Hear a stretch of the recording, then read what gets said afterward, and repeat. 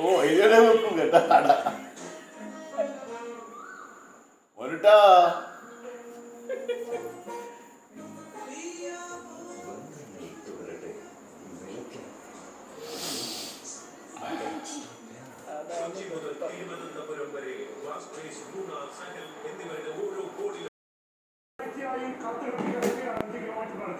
അവർക്ക് ബാക്കപ്പ് വലിയ ഏറ്റുമുട്ടലുണ്ടായി.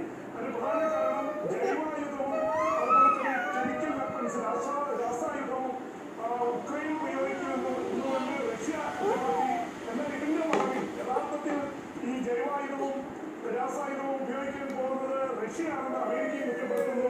ആ രീതിയിലേക്ക് ചർച്ചകൾ വന്നിരിക്കുന്നു. ആണവ നിലയത്തിന്റെ സുരക്ഷ സംബന്ധിച്ചുള്ള വലിയ രൂക്ഷമായിട്ടുള്ള ചർച്ചകൾ നടക്കുന്നു. ചെർണോബിൽ റഷ്യൻ സൈന്യം